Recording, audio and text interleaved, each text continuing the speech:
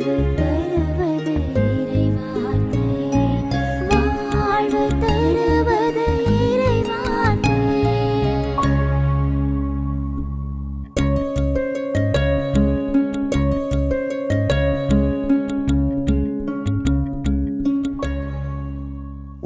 வாழும் மாதா தொலைக்காட்சியின் அன்பர்களே, வாழ்வு தரும் இறை வார்த்தை என்னும் இந்நிகழ்ச்சிக்கு தந்தையர்கள் நாங்கள் இருகரம் கூப்பி வரவேற்கின்றோம்.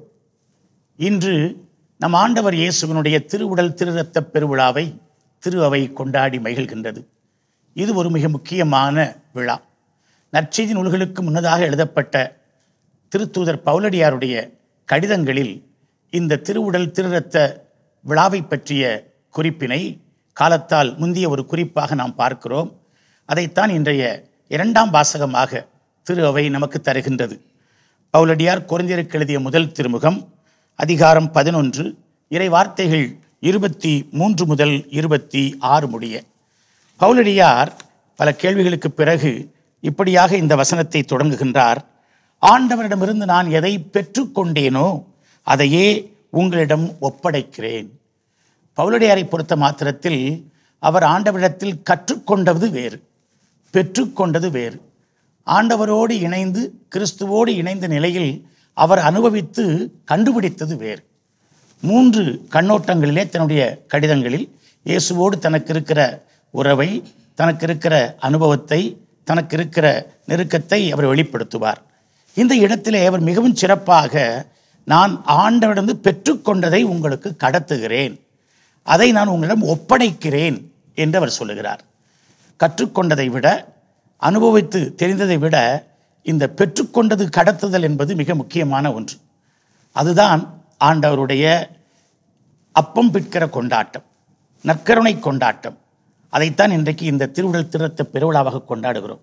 பவுலடியார் இயேசுடைய இந்த நற்கருணை ஏற்படுத்துதல் அந்த நிகழ்வை முதல் முறையாக நற்செய்தி நூலிலே பதிவு செய்கிறார். நீங்களும் அதை குறிப்பிட்டீர்கள். நற்செய்திகள் எழுதுவதற்கு முன்பே எழுதிய பவுல் ஏறக்குறைய இயேசுடைய இறப்பு உயிர்ப்புக்கு பின் 25 ஆண்டுகளுக்கு பிற்பாடு எழுதுகின்ற பவுல் இந்த நற்செய்தியை பற்றிய அல்ல நற்செய்தி இயேசு நிறுவிய அந்த நிகழ்வை என்று சொல்வதை விட நற்கருணையை நிறுவிய பொழுது இயேசுவிடம் இருந்த அந்த மனநிலையை, எதற்காக அதை நிறுவினார், எதற்காக அதை கொடுத்தார் என்பதை இந்த முதல் பதிவாக நற்செய்தியிலே அவர் செய்கின்றார். இதற்கு காரணம் என்ன? ஏன் பவுலடியார் நற்கருணையை பற்றி திடீரென்று பேசுகிறார் என்று நாம் கேட்க வேண்டும். அவர் திடீரென்று பேசவில்லை, அதனுடைய பின் அமைவிலே அதை பேசுகிறார். என்ன பின் அமைவு என்று பார்க்கும் பொழுது 23ஆம் வசனத்தை நீங்கள் தொடங்கி கொடுத்தீர்கள். அதற்கு முன்னால் இருக்கின்ற பகுதியை பார்க்கும் பொழுது மக்கள் வழிபாட்டுக்காக வருகிறார்கள், ஒன்று கூடி வருகிறார்கள். அங்கே தெளிவாக சொல்கிறார் 19ஆம் வசனத்திலே, உங்களிடையே கட்சிகள் இருக்கத்தான் செய்யும். இந்நிலையில் நீங்கள் ஒன்றாக கூடி வந்து உண்பது ஆண்டவரின் திருவிருந்து அல்ல. இந்த ஆண்டவருடைய விருந்து கொண்டாட்டத்தை ஆதி திரு அவை கொண்டாடியது. அதை ஒரு உணவு கொண்டாட்டமாக, ஒன்று சேர்ந்து கொண்டாடுகின்ற ஒரு உணவு விருந்தாக, பகிர்தலாக அவர்கள் கொண்டாடினார்கள். ஆனால் நற்கருணை சாதாரண விருந்தை விட வித்தியாசமானது, மேலானது. சாதாரண விருந்திலேயே நீங்கள் பிளவுபட்டு போயிருக்கிறீர்கள், ஆனால் நற்கருணையில் அவ்வாறு நீங்கள் பிளவுபட்டு போயிருக்க முடியாது என்ற பின்புலத்தில் தான் நற்கருணையை பற்றி அழகான இறையியலை பவுலடியார் பதிவு செய்கின்றார். அந்த காலத்தில் கோயில் எதுவுமே இல்லை. நல்ல பெரிய பெரிய வீடுகளில் தான் அந்த மக்கள் கிறிஸ்தவர்கள் ஒன்றாக சேர்ந்து வந்தார்கள். அந்த சேர்ந்து வருவதனுடைய முக்கியமான மையம் சேர்ந்து உண்ணுதல். அதனால் அவங்கவுங்க வீடுகளில் இருந்து இந்த உணவு பொட்டலங்களை கொண்டு வந்தார்கள். அப்படி அனைவரும் வந்து சேரும் வரை என்ன பண்ணுவாங்கன்னா, இவங்க திருப்பாடல்களை பாடிக்கொண்டே இருப்பார்கள். அவர்கள் எல்லாரும் வந்த பிறகு அப்பத்தையும் ரசத்தையும் அர்ச்சித்து பரிமாறுவார்கள். இப்போ என்ன சிக்கல்? ஏன் இதை பவுலடிகளார் இந்த விஷயத்தை பற்றி சொல்லுகிறார் என்றால், அந்த அடிமை நிலையில் இருக்கின்ற கிறிஸ்தவர்கள், சாதாரண மக்கள், அவர்கள் வருவதற்கு காலதாமதமாயிருச்சு. ஆனால் அந்த பெரிய பணக்காரர்கள் அவங்களுக்கு பொறுத்திருக்கிறதுக்கு நேரம் இல்லை. அதனால தான் தந்தையவர்கள் குறிப்பிட்டு கூட, சாதாரண உணவிற்கே நீங்கள் ஒன்று சேரலைன்னா அந்த நற்கருணை கொண்டாட்டம் உறவின் பாலம், அதில் எப்படி ஒன்று சேர போகிறீங்க என்பதன் மையமாகத்தான் இந்த 23ஆவது வசனத்தை புரிஞ்சிக்கணும்னா 21, 22 நம்ம படித்தே ஆகணும். அதனுடைய பிளவுகள் நம்ம அப்போ தான் தெரிஞ்சிக்க முடியும். ஏனெனில் நீங்கள் உண்ணும் நேரத்தில் ஒவ்வொருவரும் தாம் கொண்டு வந்த உணவை மற்றவர்களுக்கு முந்தையே உண்டு விடுகிறீர்கள். இதனால் சிலர் பசியாயிருக்க வேறு சிலர் குடிவெறியில் இருக்கிறார்கள். அதற்கு அடுத்த வசனம் மிகவும் மிகவும் ஷார்ப்பான வசனம். உண்பதற்கும் குடிப்பதற்கும் உங்களுக்கு வீடுகள் இல்லையா? அல்லது கடவுளின் திருச்சபை இழிவுபடுத்தி இல்லாதவர்களை வெட்கப்படுத்துகிறீர்களா? என்ன சொல்வது? உங்களை பாராட்டுவதா? இதில் உங்களை பாராட்ட மாட்டேன் என்று சொல்லிட்டு அதன் பிறகு அந்த வாதத்தை வைக்கிறார். ஆண்டவரிடமிருந்து நான் எதை பெற்றுக்கொண்டேனோ, நீங்க கொண்டாடுறது நற்கருணை கொண்டாட்டம் கிடையாது. உண்மையான நற்கருணை கொண்டாட்டம் என்னன்றது நான் உங்களுக்கு சொல்ல போறேன், அதன்படி நீங்க கொண்டாடுங்க என்று அந்த மக்களை உண்மையான நற்கருணை கொண்டாட்டத்திற்கு அழைத்து செல்கிறார். அவர் ஆண்டவரிடமிருந்து பெற்றதை தரவில்லை, மாறாக தன்னுடைய அனுபவத்தில் தான் தியானித்ததில் அதை கொடுக்கிறார். எனவே அந்த ஆண்டவருடைய அந்த உடல் இரத்தம் இதற்கு சக்தி இருக்கிறது, ஆற்றல் இருக்கிறது. அதை பவுலடிகளார் அனுபவித்தார், உணர்ந்தார். அதை தான் நம்மோடு பகிர்ந்து கொள்கிறார். இன்னைக்கு நான் எப்படி அந்த நற்கருணைக்கு மதிப்பு கொடுக்கிறேன் அப்படின்றத நம்முடைய வாழ்க்கை இருக்கிறது. அவருடைய பொது வாழ்விலே பல மக்களை சந்தித்தார், பல நிகழ்வுகளை நிகழ்த்தினார், பல புதுமைகளை ஆற்றினார்.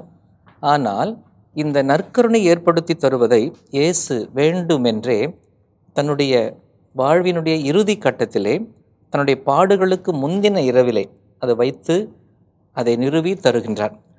அந்த நேரம் மிக முக்கியமானது பவுலடியாருக்கு. அவர் சொல்லுகிறார், ஆண்டவராகிய இயேசு காட்டி கொடுக்கப்பட்ட அந்த இரவில் அப்பத்தை எடுத்தார், பிறகு கிண்ணத்தை எடுத்தார் என்று சொல்லுகிறார்.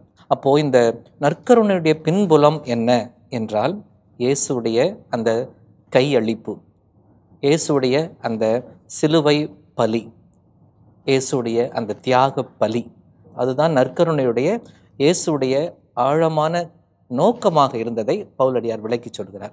இந்த அருமையான நற்கருணை கொண்டாட்டம் என்பது ஒற்றுமையினுடைய அடையாளம். அதான் J.A. ஃபிட்ஸ்மயர் விவிலிய பேராசிரியர், விவிலிய அறிஞர் சொல்லுவார், இந்த ஒற்றுமையின் அம்சமான நற்கருணை கொண்டாட்டம் 3 வித சிறப்பு குணநலன்களை கொண்டது. ஒன்று இது ஒரு சடங்கு. இந்த சடங்கு அப்படின்றது இதன் மூலம் மக்களுடனான கிறிஸ்துவின் பிரசன்னம் ஒருங்கிணைக்கப்படுகிறது. நற்கருணையில் கிறிஸ்து பிரசன்னம் வழியாக மட்டுமே நம்பிக்கையாளர்களின் ஒற்றுமை வலுப்பெறும் என்பதை உணர்த்துகின்ற ஒரு அருமையான அடையாளமாக பவுலடிகளார் வைக்கிறார். அது முதல் கருத்து. இரண்டாவது, கிறிஸ்துவின் இறப்பை நினைவு கூறுதல். அதனால்தான் பவுலடிகளார் சொல்லுகின்ற வார்த்தை, நாம் ஆசீர்வதிக்கும் கிண்ணம் கிறிஸ்துவின் இரத்தத்தில் பங்கு கொள்ளுதல் என்றும். ஆக இது அந்த ஒற்றுமை, அந்த திருவிருந்திற்கு வருகின்ற பொழுது ஒன்று திரண்டு கூடுகின்ற நிகழ்வு அந்த புதிய உடன்படிக்கைக்கு கிறிஸ்தவர்களை நம் அனைவரையும் அழைத்து செல்வதாக பவுலடிகளார் சுட்டி காட்டுகின்றார். மூன்றாவது, நற்கருணை என்பது மறுமை கோட்பாட்டியல், எஸ்கட்டாலஜிக்கல் ஆஸ்பெக்ட் என்று சொல்லுவார்கள். கிறிஸ்துவின் இறப்பின் அறிவிப்பு அவர் வரும் வரை. அதனால தான் நம்ம நம்பிக்கையின் மறைபொருள் சொல்லுவோம் இல்லையா, நீர் வரும் அளவும். ஆக இது கடந்த காலத்தை மட்டுமல்ல, நிகழ்காலத்தை மட்டுமல்ல, வருகின்ற காலத்திற்கும் ஒப்பானது. அதனால தான் தாய் திருவை Eucharist is the source and summit of Christian life என்று சொல்லுவார்கள். அதான் மூலமும் மையமும் தொடக்கமுமாக கிறிஸ்துவ வாழ்வின் மையமாக இருப்பது நற்கருணை என்பதை இதை வைத்துத்தான் சொல்வதாக அமைகிறது. ஃபுல் டென்ஷன் கூட அவருடைய மறைவுரையில், ஒரு ஆப்பிளை நான் சாப்பிட்டா ரத்தத்திலே கலந்து அது ரத்தமாக மாறுகிறது, ஆனால் நற்கருணை சாப்பிடுகின்ற போது நான் ஆண்டவராக மாறுகிறேன் என்று சொல்லுகிறார். அந்த அளவுக்கு இந்த நற்கருணை நம் வாழ்வோடு இணைந்து இருக்கிறது. நாம் நற்கருணை உட்கொள்கின்ற போது ஆண்டவராகவே நாம் மாறுகிறோம். கொரிந்தியருக்கு எழுதிய திருமுகத்தில் மட்டும்தான் இந்த அப்பம் பிற்கிற அல்லது ஆண்டவரின் திருவிருந்து நற்கருணை கொண்டாட்டம் பதிவு செய்யப்படுகிறது. பவுலுடைய மற்ற கடிதங்களில் இது குறித்து அதிக விளக்கங்கள் இல்லை. ஆனால் இந்த பகுதி நமக்கு அப்படியே மத்தேயு, மார்க்கு, லூக்கா நற்செய்திகளிலும் காண கிடக்கின்றன. யோவான் நற்செய்தியில் இந்த பகுதி வருகிற பொழுது இயேசு இந்த இடத்தில்தான் சாவது சுட்டி காட்டப்படுகிறது இல்லையா தந்தை அவர்களே? யோவான் நற்செய்தியை பொறுத்தவரை நற்கருணையை நிறுவுகின்ற அந்த நிகழ்வு நேரடியான பதிவாக இல்லை. அதற்கு பதிலாக அவருடைய 6ஆம் அதிகாரம் முழுவதுமே நற்கருணை அதிகாரமாக இருக்கின்றது. அவர் சாதாரண உணவை மக்களுக்கு கொடுத்து அடுத்த கட்டமாக அவர்களை வாழ்வளிக்கும் உணவை தேட செய்து உச்சகட்டமாக அந்த வாழ்வு தரும் உணவு நான் தான் என்று கொண்டு வருவார். அதன் பிறகு சீடர்கள் எல்லோரும் அவரை விட்டு சென்று விடுவார்கள். அப்பொழுது தம்முடைய திருத்தூதர்களை பார்த்து கேட்டு, நீங்களும் போய்விட விரும்புகிறீர்களா? அப்போது பேதுருவை சொல்ல வைப்பார், யாரிடம் செல்வோம் ஆண்டவரே? வாழ்வு தரும் வார்த்தைகளுமிடம். அப்படி அவருடைய உணவும் வார்த்தையும் வாழ்வு தரக்கூடியது, அது அவரிடம் மட்டுமே இருக்கிறது என்று அந்த நற்கருணை அதிகாரத்தை மிக அழகாக யோவான் அமைத்து இருப்பதை நாம் பார்க்க முடிகின்றது. அதோடு சேர்த்து அந்த இயேசு கிறிஸ்து கொண்டாடிய அந்த நற்கருணை பலியை பவுலடிகளார் அருமையாக சொல்லிவிட்டார். அதாவது குறிப்பாக வசனங்கள், ஏற்கனவே பாசித்த வசனங்கள் 24, 25 சொல்லிட்டு அதன் பிறகு 26ஆவது வசனம் தொடங்குறப்போ ஒரு வார்த்தை வைக்கிறார், ஆதலால். அந்த ஒரு வார்த்தை என்னன்னா, அந்த கடந்த கால நிகழ்வு மட்டுமல்ல, இன்னைக்கு நம்ம வரப்ப என்ன மனநிலையோடு வர வேண்டும் என்பதை பவுலடிகளார் அங்கே தெளிவாக படம் எடுத்து காட்டுகிறார். அதாவது நற்கருணை கொண்டாட்டத்துக்கு வரப்ப நான் ஏனோ தானோ வரக்கூடாது. அதே நேரத்தில் ஒரு பிரிவு மனப்பான்மையோடு, ஒரு பிரிவினையோட, குடும்பத்தில் சண்டை சச்சரவு அதோடு சேர்த்து நான் ஆண்டவருக்குள்ளார் வரக்கூடாது.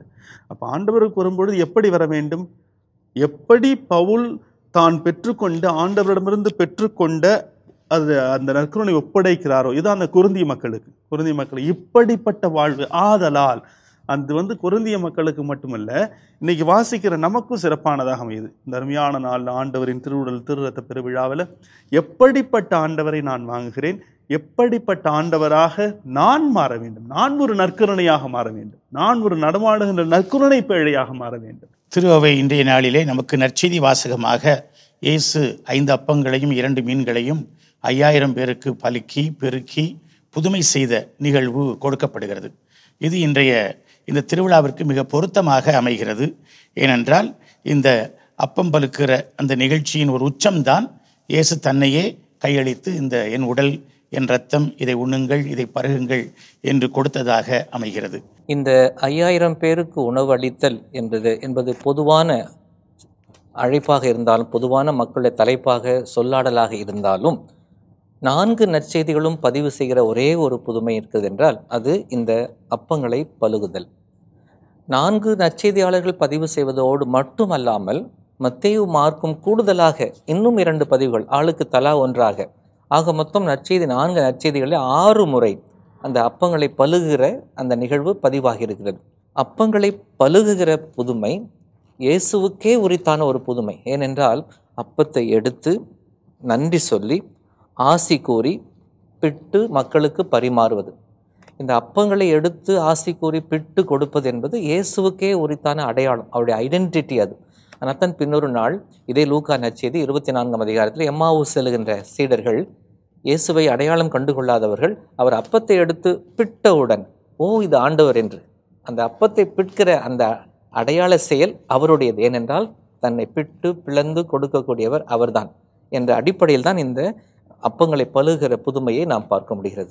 இயேசுவிடத்திலே கனிவு, நல்ல பணிவு ஆகிய உயர்ந்த பண்புகளை, விழுமியங்களை நாம் பார்க்கிறோம்.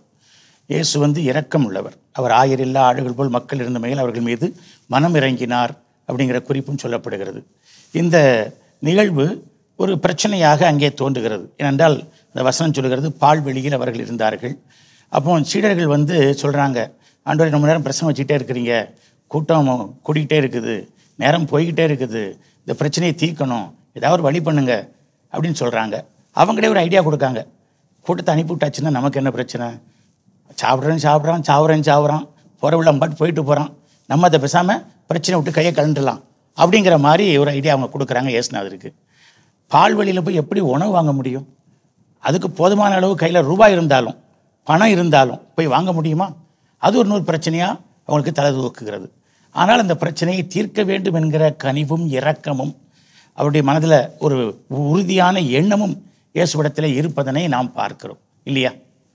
அதாவது இந்த இடத்துல 2 விதமான மனப்பான்மையை பார்க்கிறேன். ஒன்று, சீடர்கள் இல்லாமையை பார்க்கிறார்கள், ஆண்டவர் நிறைவை பார்க்கிறார். அதனால தான் ஆண்டவர் உங்ககிட்ட என்ன இருக்குது கொடு அப்படின்னு சொன்னோடனே அவங்க கொடுத்த அந்த 5 அப்பங்களையும் 2 மீன்களையும் அவர் பகிர்ந்து கொடுத்து மீதி இருக்கக்கூடிய அந்த அப்பங்களை மீன்களையும் அதெல்லாம் சேர்த்து வைக்கிறாங்க. ஏறக்குறைய 12 கூடைகள் நிரப்பினார்கள்.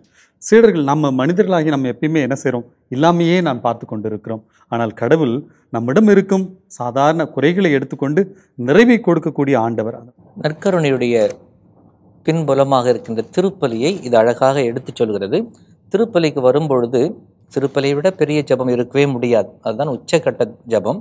நற்கருணை விழாவில் அதையும் நாம் சிந்திக்க வேண்டும். திருப்பலியில் நம்முடைய ஆர்வம் நற்கருணை பக்தி மட்டுமல்ல, நற்கருணை உருவாகின்ற அந்த திருப்பலியிலும் நம்முடைய முழு ஈடுபாடு, முழு திருப்பலியில் பங்கேற்பது. வழக்கமாக திருப்பலிக்கு வரும்போது நம்ம என்ன எடுத்துகிட்டு வரோம் அது முக்கியம். ஆண்டவர் என்ன கேட்குறார், உங்ககிட்ட இருக்கிறத சொன்ன மாதிரி உங்ககிட்ட இருக்கிறத கொடு முதல்ல. பாலைவனத்தை பற்றி கணக்கு பண்ணாத, நீ எண்ணிக்கையை பற்றி கணக்கு பண்ணாத, நீ உன்னிடம் இருப்பதை கொடு. அதுதான் நம்முடைய காணிக்கையில் அந்த அப்பத்தையும் ரசத்தையும் ஒப்பு கொடுக்குற நேரம் முக்கியமானது.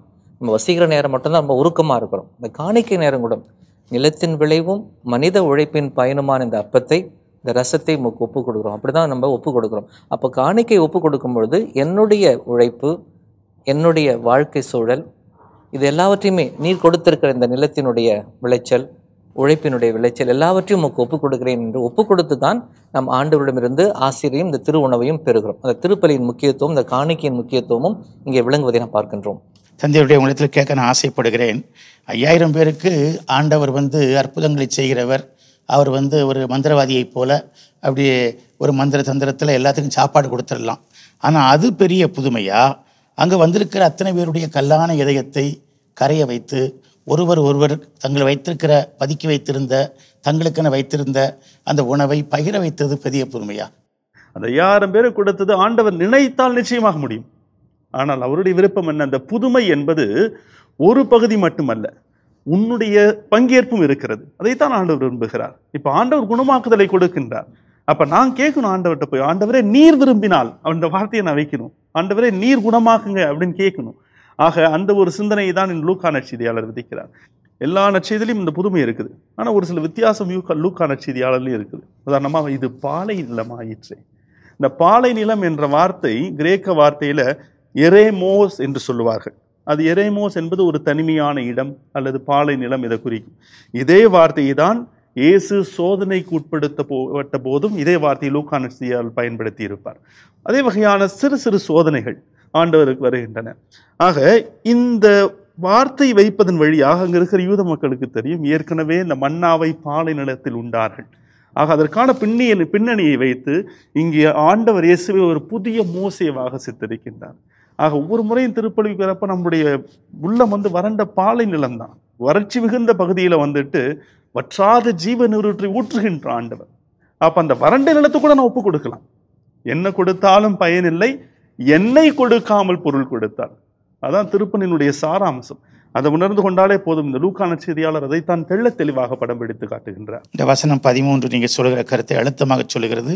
இயேசு அவர்களிடம் நீங்களே அவர்களுக்கு உணவு கொடுங்கள், உங்களுடைய பங்கேற்பு, அதைத்தான் அவர் சொல்லுகிறார். இந்த நீங்களே கொடுப்பது என்பது சாதாரண தமிழ் இருக்கிற மாதிரி அவ்வளவு எளிதான வார்த்தை அல்ல. அது ஒரு இம்பரேட்டிவ். ஆக்சுவலி ஒரு கமாண்ட் கொடுக்கிறார். யூ கிவ் தம், ஃபீட் தம். அதாவது அவர் ஆண்டவர் இயேசு அவர் தான் சொல்ல வந்த அதுதான். அதுக்கு உதாரணம் நான் எப்படி மற்றவங்களை வாழ வைக்கிறேனோ அது போல நீங்க மற்றவங்களை வாழ வைங்க என்பது.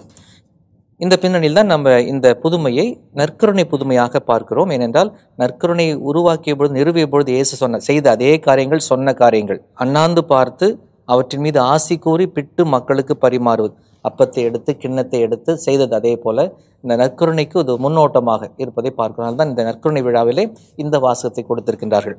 அதே நேரத்தில் அவர்கள் அனைவரும் வயிறார உண்டனர். நற்கருணை எல்லோருடைய தேவையும் நிறைவு செய்யக்கூடியது. வெறும் வயிற்று பசியை மட்டுமல்ல, அந்த 5000 பேருடைய வயிற்று பசி நீங்கியது. நற்கருணை எல்லா பசியும் எல்லா தேவைகளையும் நிறைவு செய்யக்கூடியது. எஞ்சிய துண்டுகளை 12 கூடைகள் நிறைய எடுத்தனர். அப்போது எஞ்சிய துண்டுகளையும் சொல்லும்போது அப்பங்களை மட்டுமா மீன்களையுமா எப்படி அதெல்லாம் சொல்லலை. ஆனால் எஞ்சியது மிஞ்சியது அதுதான் இறை அரசினுடைய தன்மை. அது செழுமை, கொழுமை, வளமை என்று சொல்லுகிறோம். அதாவது பருப்பொருள் விதி என்னவென்றால், ஃபிசிக்கல் லா என்னவென்றால், கொடுக்க கொடுக்க குறையும், எடுத்து கொடுத்தால் குறையும். அது பருப்பாக இருக்கலாம், அரிசியாக இருக்கலாம், எண்ணெயாக இருக்கலாம், எடுத்தால் குறையும். ஆனால் இறையாட்சியினுடைய தன்மை என்னவென்றால் கொடுக்க கொடுக்க குறையாது. அதே நேரத்தில் இதில் ஒரு வித்தியாசம் நான் பார்க்குறேன். என்னவென்றால், இவர்களை 50 பேராக பந்தியில் அமரச் செய்யுங்கள். வேறு எந்த நற்செய்திலையும் வரல. நான் யோசிச்சு பார்த்தேன், இருக்கிறது 12 பேர், அங்கே இருக்கிறது 5000 பேர். எப்படி இந்த 12 பேர் 50 பேரா? ஒரு கிளாஸ்ல 50 பேரை வச்சுட்டு மேய்க்கிறதே பெரிய விஷயமா இருக்குது. இதுல 12 பேர் 50 பேரா உட்கார வச்சா என்னடா எப்படி இருக்கும் அப்படின்னு யோசிச்சு பார்த்தேன். எதற்காக லூக்கா நற்செய்தியாளர் இந்த வார்த்தையை சொல்றாரு, 50 பேரா உட்கார வைங்கன்னு? அதுக்கு 2 கருத்துக்கள் இருக்குது. ஒன்று, பழைய ஏற்பாட்டில் விடுதலை பயண நூல் 18ஆம் அதிகாரம் 25-26 ஆண்டவருடைய கட்டளைப்படி மோசே இஸ்ராயேல் அனைவரிலும் திறமை வாய்ந்தவர்களை தேர்ந்தெடுத்து மக்களில் 1000 அவர், 100 50 என்ற வார்த்தை வைப்பார். அவர்கள் எதற்காக என்றால், நீதி வழங்க வந்தனர், கடினமான சிக்கலை மட்டும் மோசேவிடம் கொண்டு வந்தனர். இது ஒரு கருத்து. இன்னொரு கருத்து என்னவென்றால், அந்த எஸ்ஸீனியர்கள் வாழ்ந்த பகுதியில் அந்த சாக்கடல் ஓலைச்சுவடியில் கண்டெடுக்கப்பட்ட ஒரு வசனம் என்னவென்றால், மெஸ்ஸியா வரும்போது புதிய இஸ்ராயல் மக்கள் 50 பேராக 100 பேராக அமர்வர் என்ற கருத்தும் இருக்கும். ஆக இதையெல்லாம் வைக்கும்போது ஒரு அருமையான ஒரு இறையியல் கருத்தையே அங்கே லூக்கா நற்செய்தியாளர் வைக்கிறார். ஆண்டவர் புதிய மோசே, அந்த 12 சீடர்கள் 12 குலத்தினை சார்ந்தவர்கள், இங்கே உட்கார்ந்திருக்கிற மக்கள் சாதாரண மக்கள் இல்லை, புதிய இஸ்ராயல். ஆக அது அருமையான அதுதான் திருப்பலி. அந்த நேரத்தில் திருப்பலிக்கு வரும் பொழுது அங்கே இருக்கின்ற பிரதிநிதியாக இருக்கிறவர்கள், அந்த மக்கள், நாம் எல்லாம் புதிய இஸ்ராயல், ஆண்டவரை நோக்கி நாம் செல்கிறோம், நம்மையே நாம் ஒப்பு கொடுக்க போகிறோம், ஆண்டவர் நமக்கு அபரிவிதமான ஆசீர்வாதங்களை, தந்தையவர்கள் சொன்னது போல, என் ஆண்டவர் கிள்ளி வைப்பவர் அல்ல, அள்ளி கொடுப்பவர். அதை உணர்ந்துகின்ற நேரம்தான் அருமையான திருப்பலி, நற்கருணை கொண்டாட்டம். இந்த நற்செய்தி கூட இந்த 1 அரசுகள் 17வது அதிகாரத்திலே இந்த எலியா அந்த சாரிபாத்துடைய அந்த பெண்ணை, கைம்பெண்ணை பார்க்கின்ற போது அவளிடம் இருப்பதை கொஞ்சம் தான் கொடுத்தா. ஆனால் கடவுள் அவளையும் அவருடைய குடும்பத்தாரையும் அந்த பஞ்சகாலம் முடியும் வரையில் அவர்களை பாதுகாத்து உணவு கொடுத்து காத்தார். இன்றைக்கு கூட பசியாக இருக்கக்கூடியவர்கள் வயிற்று பசி மட்டும் இல்லை, இன்றைக்கி ஆன்மீக பசி, அன்பிற்கு பசி, நீதிக்காக பசி அப்படின்னு சொல்லி நிறைய பேர் இருக்கிறார்கள். இந்த நற்கருணையை பெற்றுக்கொண்ட நான் பிறருக்கு பசி ஆற்றுகிறேனா அப்படின்றது ஒரு கேள்விக்குறியாக இருக்கிறது. இன்றைய முதல் வாசகமும் இன்றைய பெருவிழாவுக்கு அளவு சேர்க்கின்ற ஒரு அற்புதமான வாசகம். பழைய ஏற்பாட்டிலே தொடக்க நூல் 14ஆம் அதிகாரம் 18 முதல் 20 முடிய உள்ள வசனங்கள் நமக்கு தரப்பட்டிருக்கின்றன. அங்கே என்ன பார்க்கிறோம் என்றால், எதிரி அரசர்களை படையெடுத்து வெற்றி கொண்டு லோத்தையும் மீட்டு, லோத்தோடு சேர்த்து எல்லாவற்றையும் மீட்டு கொண்டு ஆபிரகாம் திரும்புகிறார். அவ்வாறு திரும்புகிற பொழுது அங்கே சலேம் நகரத்தினுடைய அரசர் மெல்கிசேதேக் அவரை எதிர்கொண்டு வருகிறார். அவர் அப்பமும் ரசமும் அங்கே கொண்டு வந்ததோடு மட்டுமல்ல, ஆண்டவராகிய இயேசு கிறிஸ்துவை சுட்டி காட்டுகின்ற ஒரு அடையாளமாக நிற்கிறார். ஸோ அந்த பின்னணியிலே இன்றைக்கு இந்த முதல் வாசகம் நமக்கு பழைய ஏற்பாட்டு நினைவுகளை அப்படியே புரட்டி போடுகிறது. இந்த மெல்கிசேதேக் அந்த பெயர் கூட மெலக் அண்டு சதேக், அது சன்னு சொல்லும்போது நீதியின் அரசர், அந்த மாதிரி அந்த அர்த்தத்தோடு அவர் வருகிறார். இவருடைய பெயரை பற்றி உன்னத கடவுளின் அர்ச்சகராக, குருவாக இருப்பார். இப்படி இயேசுவுக்கு முன்னோடியாக இருப்பதற்கு பல காரணங்களை அங்கே பார்க்க முடிகிறது. வரலாற்று ஆசிரியர்கள் சொல்லுகிறார்கள், இயேசுடைய திரு உடல் தனியாகவும் இயேசுடைய திரு ரத்தம் தனியாகவும் விழாவாக கொண்டாடப்பட்டு வந்ததாம். பிறகுதான் இரண்டும் இணைத்து கொண்டாட ஆரம்பித்தார்களாம். எப்படி கொண்டாடினாலும் சரி, இயேசு கொடுத்தது தன்னுடைய உடலையும் இரத்தத்தையும். அதை முன் அறிவிப்பவராக அங்கே அப்பத்தையும் ரசத்தையும், நாம் கேட்ட அந்த 5000 பேர் புதுமையிலே அப்பமும் மீன் துண்டுகளும். ஆனால் இங்குதான் அந்த நற்கருணையுடைய முழுமையும் இயேசுடைய குருத்துவத்தினுடைய முழுமையும் முன்கூட்டியே முன்னுரைக்கப்படுவதை நாம் பார்க்கிறோம். அவர் குருவாக அரசராக, இயேசுவும் அரசராக குருவாக இருப்பார். அப்பமும் ரசமும் இயேசு கையில் எடுப்பார், தன் உடலாகவும் இரத்தமாகவும் அவர் மாற்றுவதை முன்னுரைப்பதை பார்க்கின்றோம். தொடக்க காலத்திலே பார்த்தா வெறும் இந்த விலங்குகளையோ அல்லது முதற்கனிகளையோ பலியாக தான் தருவார்கள். இதுதான் முதல் முறையாக பார்க்கிறோம். அப்பத்தையும் ரசத்தையும் காணிக்கையாக மெல்கிசேதேக் கொடுக்கிறார். அப்படின்னா அந்த தொடக்க காலத்திலிருந்தே இந்த திருவுடல் திரு ரத்தம் அந்த அதோடு ஒரு பெரிய தொடர்பு, ஆண்டவரோடு ஒரு பெரிய தொடர்பு இருப்பது நமக்கு இது காட்டுகிறது. இந்த அப்பம் ரசம் என்பது ஒரு முழுமையான உணவு, இயேசுடைய உணவு. அதனால்தான் அவருடைய திரு உடல் திரு ரத்தம் என்பது முழுமையான கையளிப்பாக இருப்பதை பார்க்கிறோம். யூதர்களுடைய பின்னமைவில் இது அர்த்தமுடைய ஒரு செயல். ஏனென்றால் அவர்களுக்கு உடல் என்று சொல்லும் பொழுது நாம் நினைக்கிற மாதிரி இந்த பாடி, நம்ம பார்க்கின்ற அந்த உருவம், அது மட்டுமல்ல. யூதருடைய உடல் கூறு அமைப்பின்படி, அந்த உடல் அமைப்பு, உடல் கட்டமைப்புபடி பாடி என்றாலே அவருடைய ஆள் அமைப்பு, முழு ஆள். என்னுடைய உடலை கொடுக்கிறேன் என்றால் என்னையே கொடுக்கின்றேன், முழுமையாக கொடுக்கிறேன். அதே போல் ரத்தம் சொல்ல வேண்டியதில்லை. லேவியர் 17, 11, 17, 14 போன்ற இடங்களில் தெளிவாக சொல்லப்படுகிறது. அவருடைய அன்றைய உடல் கூறாய்வு புரிதல் படி அவருடைய உயிர் எங்கே இருக்கிறது என்றால் இதயத்திலாம் இல்லை, இரத்தத்தில் இருப்பதாக இருக்கிறது. எனவே என் இரத்தத்தை கொடுக்கிறேன், இதை உங்களுக்காக நான் தருகிறேன் என்று சொல்லும்போது என் உயிரை கொடுக்கிறேன். அப்போது இயேசுடைய இந்த நற்கருணை உச்சகட்ட தியாகத்தினுடைய கையளிப்பினுடைய வெளிப்பாடாக இருக்கிறது. அப்போ நற்கருணை உட்கொள்கிற, நற்கருணை கொண்டாடுகிற நாம் அனைவருமே இந்த கையளிப்பிற்கு, இந்த தியாகத்திற்கு, அதனால்தான் பவுலடியார் சொன்னார், நாம் அவருடைய இரத்தத்தை பருகும் பொழுதும் அவருடைய உடலை உண்ணும் பொழுதும் அவருடைய சாவை நாம் நினைவு கூறுகிறோம். காட்டி கொடுக்கப்பட்ட அந்த இரவில், அந்த சாவு நேரத்தில் தான் நற்கருணை தருகின்றார். தந்தை சொல்வது போல நற்கருணை புதுமைகளை நான் நிறைய எதிர்பார்க்கிறோம். நற்கருணை முன்னால் உட்கார்ந்து ஜெபிப்பது நல்லது. ஆனால் நற்கருணையாக மாறுவது, அந்த நற்கருணை செயலை செய்வது, பிட்டு பிளந்து சிதைந்து சிதறி வாழ்வது என்பதுதான் நற்கருணை தருகின்ற சவாலாக நாம் பார்க்கின்றோம். தெரியும், தந்தை பியோலாம் திருப்பலி நிறைவேற்றும் போது அப்படியே கொஞ்சம் அப்படியே மேலே உயர்த்தப்படுவார் அப்படின்னு சொல்லி கேள்விப்பட்டிருக்கிறோம். 3 மணி நேரம் பூச வைப்பாராம். அதான் மரிய குரத்தினுடைய வாழ்வியை பார்க்குறோம். சிறுமியாக இருந்தபோது ஏற்குறைய 7 கிலோமீட்டர் நடந்தே போய் இந்த நற்கருணை வாங்கிட்டு வந்திருக்கேன். அப்படியே போகிறதுக்கு 7 கிலோமீட்டர், வரத்துக்கு 7 கிலோமீட்டர், 14 கிலோமீட்டர் ஒரு நாளைக்கு. இன்றைக்கு நம்ம நற்கருணை திருப்பலியிலே பங்கெடுக்கிறோம், நற்கருணையை வாங்குகிறோம். பக்தியோடு இருக்கிறோமா? இது எனக்கு ரொம்ப ஒரு கேள்விக்குறியாக இருக்கிறது. எவ்வளவு சுருக்கமாக திருப்பலி இருக்கிறதோ அந்த அளவுக்கு குருவானவர் புகழப்படுவார். ஞாயிற்றுக்கிழமை 1 மணி நேரத்துக்கு மேலே பூசை போயிடுச்சுன்னா அவ்வளவுதான். ஆக இந்த நற்கருணைன்றது, அதான் ஃபுல்டன்டேஷன் அருமையாக சொல்லுவார், காலத்திற்கெல்லாம் சிறந்த ஒரு காதல் கதையை நீங்கள் தேடி பார்க்க வேண்டும் என்றால் அந்த சிறு துண்டில் இருக்கின்ற ஆண்டவரை, அப்பத்துண்டில் இருக்கின்ற, நற்கருணையில் இருக்கின்ற, பேழையில் இருக்கின்ற ஆண்டவரை உற்று பாருங்கள் என்று சொல்லுவார். ஆக அந்த அளவுக்கு நற்கருணை. அதான் அன்னை தெரசா சொல்லுகின்ற வார்த்தை, இதுதான் உங்களுடைய முதல் திருப்பலி, கடைசி திருப்பலி, ஒரே திருப்பலி. அந்த ஒரு சிந்தனை வந்துட்டாலே போதும், அந்த நற்கருணையின் மீது இருக்கின்ற தாகம், ஆர்வம். ஏன்னா ஆண்டவர் என்னை நற்கருணையில் வர்றது என்னன்னா, என்னை சந்திக்க, நேசிக்க, ஆறுதல் கூற. அதான் நம்முடைய புனித ஜான் பால், 2ஆம் ஜான் பால் சொல்லுகின்ற வார்த்தை. அவர் என்னை சந்திக்க வரார், என்னை நேசிக்க வருகிறார், என்னை ஆறுதல் கூற வருகிறார். இதனுடைய வாழ்வோடு 2 கலக்க வேண்டும். அப்பதான் பவுலடிகளார் சொன்ன வார்த்தை நமக்கு தெளிவுபட இருக்கும், இயேசுவின் இரத்தத்தில் பங்கு கொள்ளுதல் அன்றோ. சில ஆண்டுகளுக்கு முன்பாக ஒரு ஆய்வு நடத்தினார்கள். அதிக புதுமைகள் எங்கே நடைபெறுகின்றன? இறுதியில் அவர்கள் என்ன முடிவு சொன்னால் தெரியுமா? அதிகமான புதுமை நடப்பது கத்தோலிக்க திருச்சபையில், திருப்பலியில், நற்கருணை வாங்கிய பிறகு அதிலே ஆண்டவர் உண்மையாகவே இருக்கிறார் என்று உள்ளத்தில் துய்த்துணர்கிற மக்கள் தான் அதிக புதுமைகளை அனுபவிக்கிறார்கள் என்று அவர்கள் சான்று பகிர்ந்திருக்கிறார்கள். பவுலடியார் எபேசியருக்கு எழுதிய திருமுகம் 4ஆம் அதிகாரம் 20ஆம் வசனத்திலே சொல்லுவார், நீங்கள் இயேசுவை பற்றி கற்றறிந்தது இதுவல்ல. நம்ம பல நேரங்களில் தப்பிதமாக மண்டியில் வச்சிருக்கிறோம். அவர் ஒரு திருத்துதல் போதனை தருகிறார். இந்த இயேசுடைய திருவுடல் திருத்த பெருவிழாவில் நாம் நற்கருணையை பற்றிய தப்பறையான கொள்கைகள் உலகத்தில் நிறைய இருக்கின்றன. அவற்றிலிருந்து நாம் விடுதலை பெறுதல் வேண்டும். இறைவார்த்தை நமக்கு சொல்லித் தருகிற சரியான பதிவுகளை நாம் உள்ளத்தில் மீண்டும் இருத்துதல் வேண்டும். திரு அவை அழுத்தம் திருத்தமாக நமக்கு சொல்லுகிறது, நற்கருணை கிறிஸ்தவ வாழ்வின் ஊற்றும் உயிரும் உச்சமும். நற்கருணை வழிபாடுதான் ஆராதனைகளிலெல்லாம், வழிபாடுகளிலெல்லாம், தொழுகைகளிலெல்லாம், ஜெபங்களிலெல்லாம் மிக உயர்ந்த ஒரு வழிபாடு.